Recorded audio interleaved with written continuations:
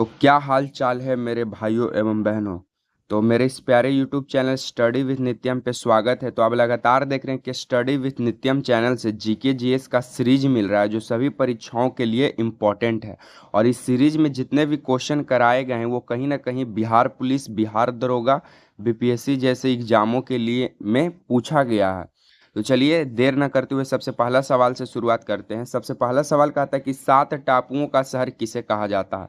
Option A Mumbai, option B Kolkata, option C Kochi, option D Punjab.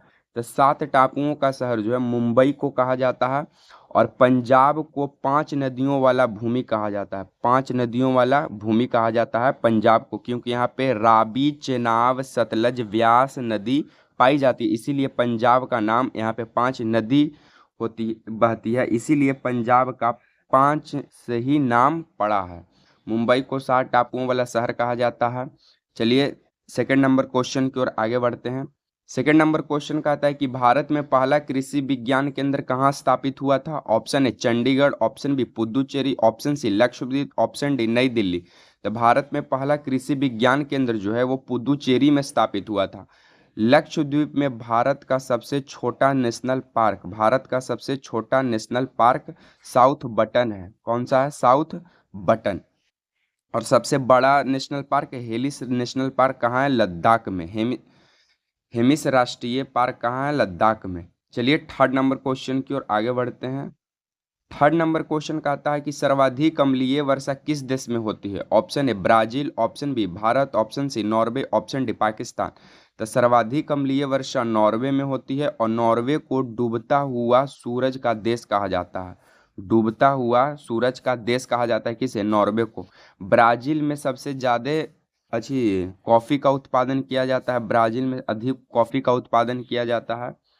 चलिए fourth number question की ओर आगे बढ़ते हैं। फोर्थ नंबर क्वेश्चन कहता है कि यूरिया का रासायनिक नाम क्या है। Option A aniline, option B carbamide, option C chloroethane, option D इनमें से कोई नहीं। तो यूरिया का रासायनिक नाम है कार्बामाइड। और एनिलीन का उपयोग जो है पेट्रोलियम को प्यूरिफाइंग में किया जाता है, एनिलीन का प्रयोग। चलिए फिफ्थ नंबर क्वेश्चन की ओर आगे बढ़ते हैं। फिफ्थ नंबर क्वेश्चन का आता है कि यूरेनियम भंडार के लिए प्रसिद्ध स्थान जो भीमा बेसिन है वो किस राज्य में स्थित है। ऑप्शन है Andhra Pradesh, option B Karnataka, option C Tamil Nadu, option D Jharkhand. तो यूरेनियम का जो भंडार के लिए प्रसिद्ध स्थान है भीमा बेसिन, ये कर्नाटक राज्य में पाया जाता है। और कर्नाटक में कॉफ़ी का भी अधिक उत्पादन होता है। कॉफ़ी का भी अधिक उत्पादन होता है।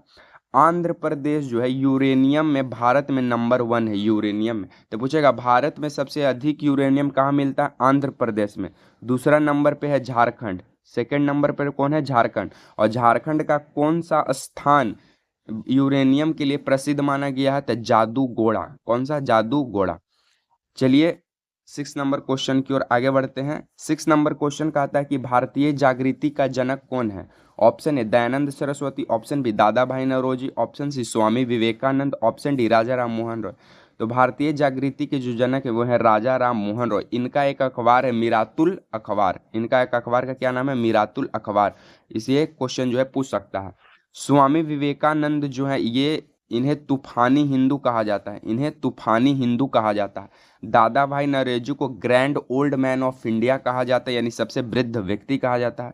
दयानंद सरस्वती जो हैं आर्य समाज की स्थापना करते हैं और इनका एक प्रमुख कथन है वेदों की ओर लौटो का नारा कौन दिए थे?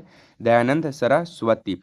राजा राम मोहन रॉय ने ही 1829 में विलियम बेंटिक ये राय दिए थे। राजा राम मोहन रॉय विलियम बेंटिक को कि सती प्रथा पर क्या किया जाए? रोक लगाए। तो 1829 में सती प्रथा पर रोक लगाने में विलियम बेंटिक का सहयोग कौन करते हैं? राजा राम मोहन रॉय। चलिए 7 नंबर क्वेश्चन की ओर आगे बढ़ते हैं। 7 नंबर क्वेश्चन का आता है कि जम्मू कश्मीर में उरी किस बांध पर स्थित है। ऑप्शन है व्यास नदी पर है, ऑप्शन बी चिनाब पर है, ऑप्शन सी रावी पर है, ऑप्शन डी झेलम पर है। तो जम्मू कश्मीर में जो उरी है वो झेलम नदी पर है। चिनाब पर जो है बगलीहार और दुलहस्ती परियोजना है। दुलहस्ती परियोजना चिनाब नदी पर। और रावी नदी पर चेनेरा कुछ करके बांध स्थित है, रावी नदी। चलिए 8 नंबर क्वेश्चन की ओर आगे बढ़ते हैं। 8 नंबर क्वेश्चन है कि कावेरी नदी का उद्गम कहाँ से होता है? ऑप्शन ए अमरकंटक के पठार से, ऑप्शन बी महाबलेश्वर से, ऑप्शन सी ब्रह्मगिरी पहाड़ियां से, ऑप्शन डी त्रियंबक पहाड़ियां से। तो कावेरी नदी का जो उद्गम है वो ब्रह्मगिरी पहाड़ियां से होती है। महाबलेश्वर से कौन सा नदी का प्रवाह होता है, ये इसका आंसर आप लोग कमेंट बॉक्स में कमेंट कीजिएगा। चलिए 9 नंबर क्वेश्चन की ओर आगे बढ़ते हैं। 9 नंबर क्वेश्चन का आता है कि हेलु धूमकेतु कितने वर्ष बाद दिखाई देता है? हेलु धूमकेतु तारा, ऑप्शन है 46 वर्ष, ऑप्शन बी 31 वर्ष, ऑप्शन सी 86 वर्ष, ऑप्शन डी 76 वर्ष। तो जो हेलु धूमकेतु तारा ये 76 वर्ष बाद दिखाई देता है। चलिए इस सीरीज के लास्ट क्वेश्चन 10 नंबर की ओर हम लोग आगे बढ़ते हैं। 10 नंबर क्वेश्चन का था कि निम्नलिखित में किस नदी का उद्गम स्थान महाबलेश्वर में से है? ऑप्शन ए कावेरी नदी, ऑप्शन बी कृष्णा नदी, ऑप्शन सी ताप्ती नदी, ऑप्शन डी नर्मदा नदी। तो महाबलेश्वर से किसका यहाँ यहाँ पे उद्गम होता है? तो वो है आपका कृष्णा नदी। कृष्णा नदी से महाबलेश्वर का उद्गम होता है। तो देखिए आपको लगातार स्टडी विद नित्यम से ऐसे ही जीके जीएस का सीरीज मिलते रहेगा और यहाँ पे जीएस का दमदार डिस्कशन किया जाता है। तो अगर वीडियो पसंद आता है तो लाइक शेयर एंड सब्सक्राइब करना ना भूलें। मिलेंगे नेक्स्ट वीडियो में, तब तक के लिए जय हिंद।